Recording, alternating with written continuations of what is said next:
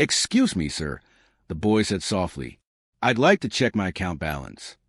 A young black child stood at the counter of an immaculate bank lobby. He couldn't have been more than 10. His sneakers were worn thin, soles cracked open like dry earth, laces frayed and knotted too many times. A second-hand jacket hung off his small shoulders, swallowing him whole. Everything about him looked out of place against the polished marble floors and glass counters. The branch manager paused. Slowly, deliberately, he looked the boy up and down. Then he laughed. "Check your account?" His voice echoed across the lobby. "This is Crownstone National Bank, not some charity office for street kids." Marcus Hale stepped closer, his expensive cologne clashing sharply with the cruelty on his face. He pointed openly. "Look at those shoes. Look at his skin." He shook his head like he was disgusted by what he saw. Another black kid, looking for a handout. "You people are all the same." The words landed heavy.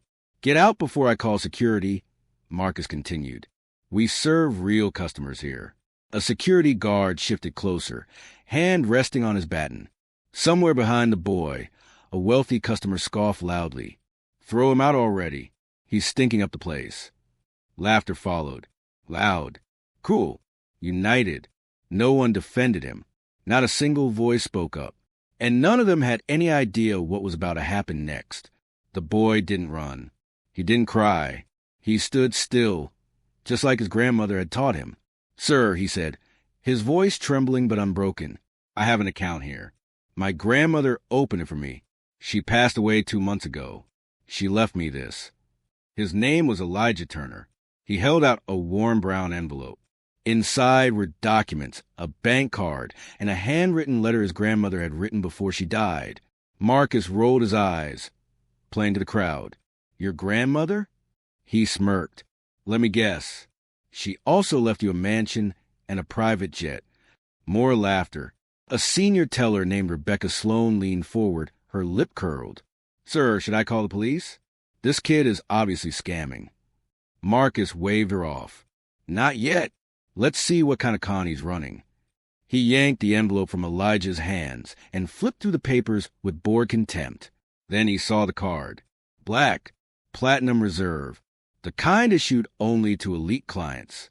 For just a split second, doubt flickered across his face. But prejudice is powerful. It blinds people. Marcus scoffed.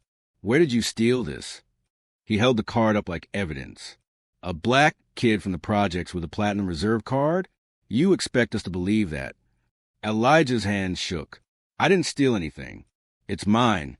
My grandma—" Marcus cut him off and tossed the card across the counter. "I've been in banking 15 years. I know fraud when I see it." He pointed toward a lonely chair near the janitor's closet. "Sit over there. Don't talk. I'm calling headquarters." Elijah walked to the corner slowly. Each step felt heavier than the last. He sat alone, surrounded by wealth that mocked his worn shoes. He pulled out his grandmother's letter.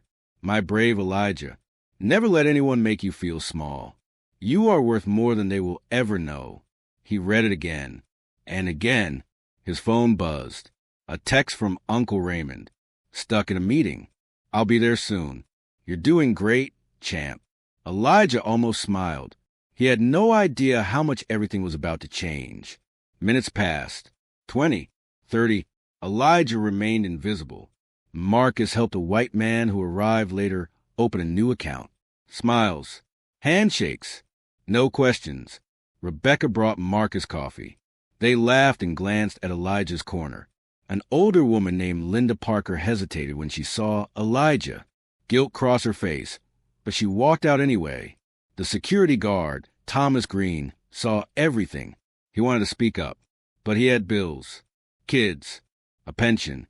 Silence felt safer. Eventually Marcus called Elijah over, not to the main counter, but to a side desk like a display.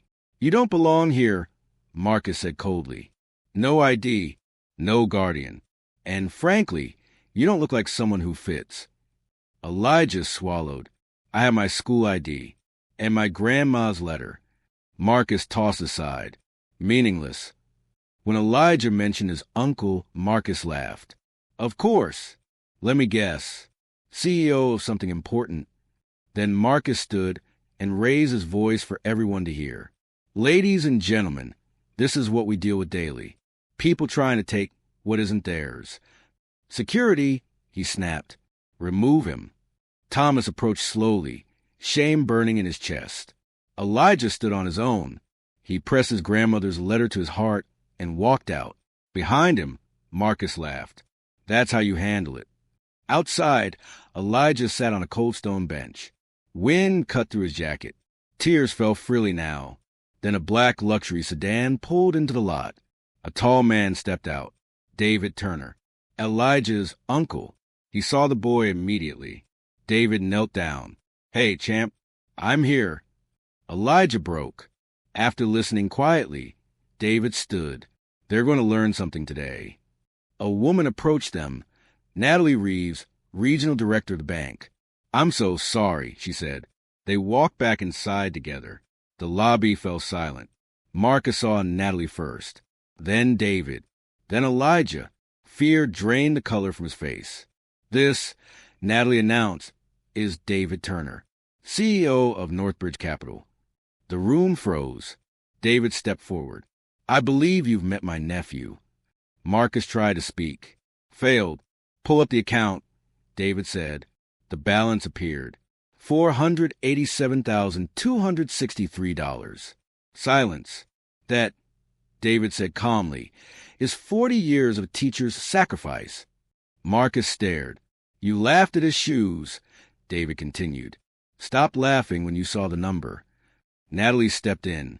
Marcus Hale, you are suspended effective immediately. The fallout was swift. Marcus was fired. Rebecca disciplined. Policies changed. Scholarships were created in Elijah's grandmother's name. Years later, Elijah walked onto a university campus with confidence, his grandmother's letter still close to his heart, and on a shelf in his dorm room sat a pair of worn sneakers. Because dignity was never given to him, he carried it himself.